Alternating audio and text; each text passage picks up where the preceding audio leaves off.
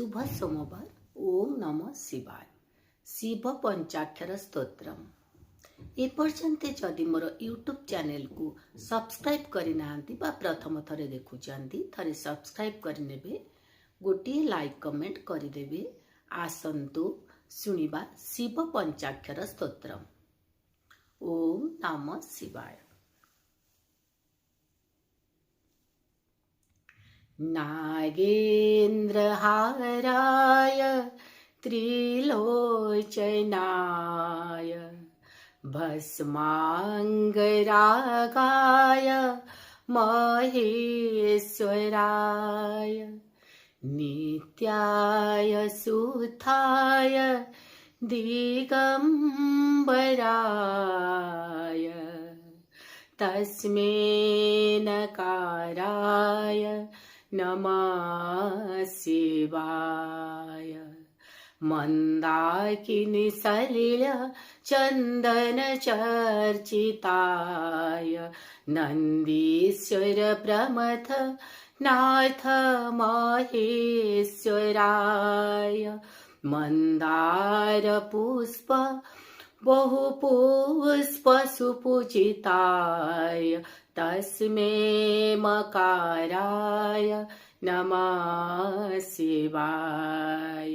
शिवाय गौरी बदनाथ वृंद सूर्याय दक्षा ध्वरनाशकाय श्रीनीलकंठाय वृषध्वजाय तस्मै शिकाराय नमः शिवाय।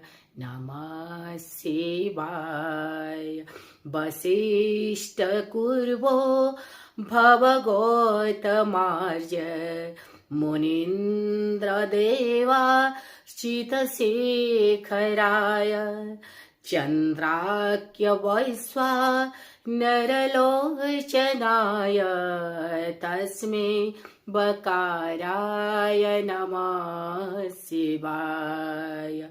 यज्ञ स्वरूपाय जटाधराय पिनाकहस्ताय सनातनाय दिव्याय दिवाय दिगंबराय तस्मै यकाराय नमः शिवाय।